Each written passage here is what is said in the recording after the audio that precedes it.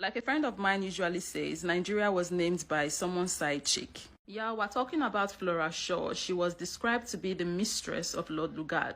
While it is upsetting to know how the name Nigeria came about to be, it is even more upsetting to know how exactly the country Nigeria came about to be.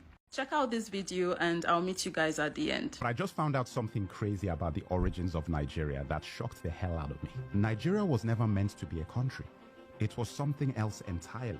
In this video, I'm going to tell you exactly what I discovered. Oh, and I want to acknowledge Burna Boy for bringing my attention to this in his song Another Story on his album African Giant. Thank you for inspiring this video. And all of you, let Burna Boy know he got to me, and now I'm sharing this information with you. The creation of Nigeria was never about democracy, never about Christianity. It was all about money, business, and profit. None of it for us.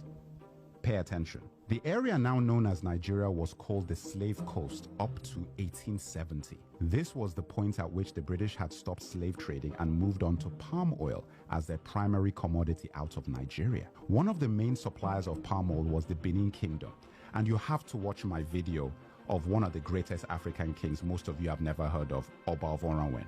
This is an important story for me personally because I am from that region, so they are my people. And his fight with the empire over palm oil is one of the greatest stories of African colonial history. Anyway, everyone wanted palm oil, and especially the British. A man called George Goldie set up the United African Company in 1879, which was then changed to the National African Company. He structured the palm oil business in the Niger Delta region, and by 1884 he had a monopoly that the British could exploit. So in 1886, Goldie violated the agreement he had made with the chiefs and moved his operations into River Niger and Benue. The company was also renamed at this point to Royal Niger Company. Goldie tricked the chiefs into signing unfair trade deals, giving Goldie exclusive rights to export palm oil instead of what the chiefs thought would be free trade. These contracts were written in English, a language we didn't understand, and based on laws that were not our own. Now guys, this is similar to something I learned when I was in university about the deals done with the Native Americans in what is now known as the United States of America. Very similar thing where deals were done in contracts in English with laws that had nothing to do with the Native Americans. There was a meeting called the Berlin Conference in 1884 to 1885, set up by Germany's first chancellor, Otto von Bismarck. This was where the colonial powers discussed how to carve up Africa and structure trade across the pieces of our continent that they would take. We were not a part of this conversation. The best way to think of this is like the NBA drafts.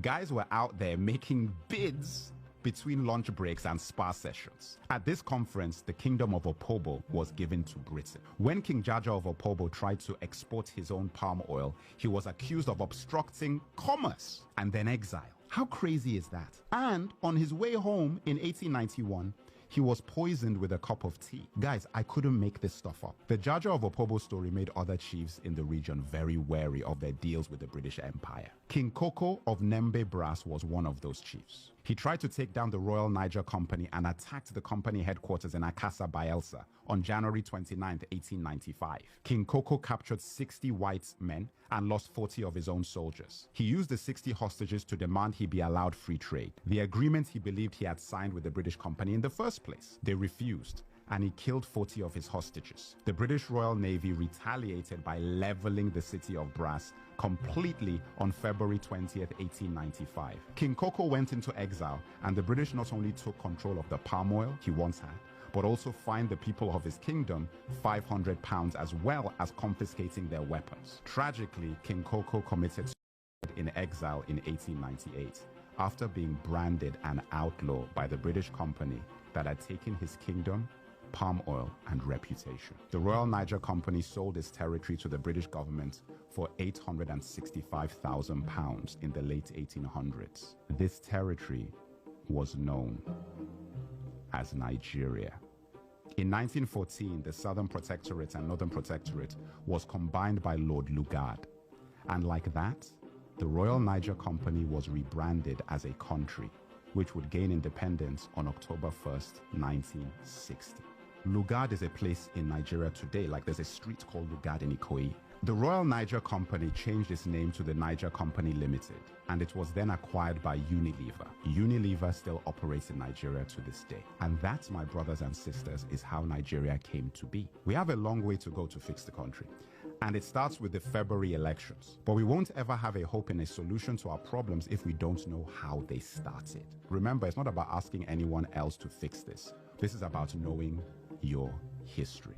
Nigeria was never a country we created. It was a company designed by colonizers for profits. And a lot of the infrastructure put in place for that siphoning of resources out of our land are still very much in place today. Crude oil simply replaced palm oil, and soon lithium may replace crude oil. I feel angry not just for what happened to my ancestors, but the fact that I wasn't taught about this in school in Nigeria, and that our children are not being taught about these things now. Nigeria is about to have the most important elections in our history.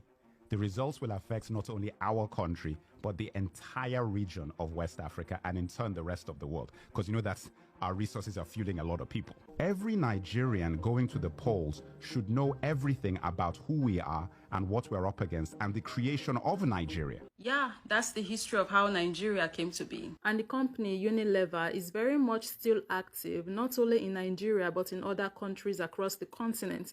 They are buying lands and doing God knows what. Whatever it is they are doing is definitely not going to be to our advantage. Just imagine having the company that started the business that then became your country, Nigeria, still running in your country. That is wild. When I learned this history, I could not see my country, Nigeria, the way I once saw it before. Sadly, many Africans in Africa think they've been promoted when they are finally employed by these multinationals, who are in fact responsible for destruction of the country, like Shell, Unilever, just to name a few.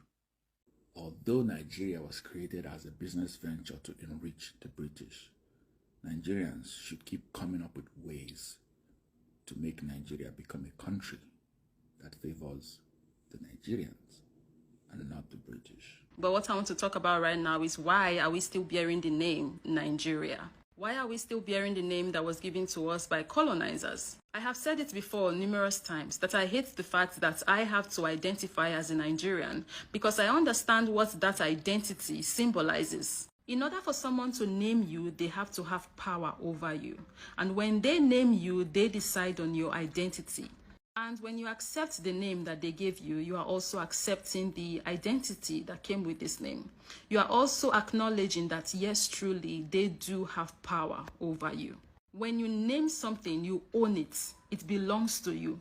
What name are we bearing and who gave us that name?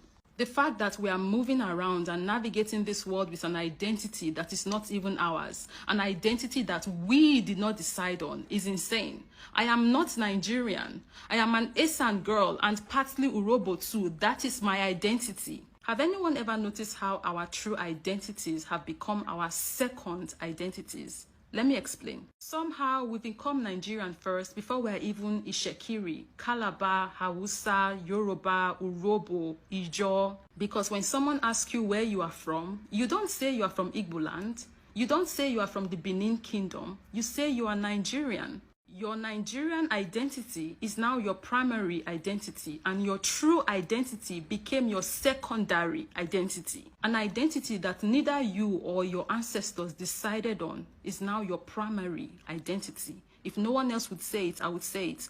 That's messed up. If it were within my power, I would have shed the identity Nigerian off of me a long time ago. Don't get me wrong, I love my country and I love my countrymen, but the identity Nigerian isn't ours. If we must have a central name, we, the people, need to name ourselves and decide on our own identities. Guys, I know I went on a rant there. I was actually talking to Nigerians when I made that video. But you know, this is not an only Nigerian problem. It's actually a continental problem, right? This identity topic that we're on right now is a continental problem, as there are other countries in Africa that are still bearing names that were given to them by the colonial hoodlums, right? We have some countries that did change their names, good for them. Then we have countries like Nigeria and the other of them that, you know, didn't change their names. So it's this identity stuff that we have to deal with. right? Having people come to our own home and name us, that's insane, right? But when we leave the continent as well, we know that our family in the diaspora are dealing with the exact same issues, right? Because they had names that were, forced on them as well. They had their identities taken away from them as well. And just to be clear, this is not me saying that when it comes to this topic of identity, us on the continent and, our family in the diaspora is the exact same thing, because obviously it's not. It's, a different level entirely what happened to our family in the diaspora in regards to the topic of identity. And whilst we understand that what happened in the past happened, and unfortunately we cannot change that, I believe moving forward that there are decisions that we can make to re-identify ourselves how we want to be identified, right? I hope you guys could understand what I was trying to say here. I hope my meaning came across well, because lately my vocabulary has not been vocabularying. And let's not even talk about the tongue ties I have been experiencing lately. Sometimes I'm like, oh my god, I wish I could just make the entire video in pidgin English. Because it's crazy. But anyways, guys, we've come to the end of this video. Yeah, that's it about Nigeria, the history, the origin of Nigeria, and who named us. It's crazy, it's wild, it's annoying, it's heartbreaking, it's sad, it's all of that, right? But we move. Yeah, we move. Let me know down below in the comment section what you think about this video, and I'll see you guys in the next one.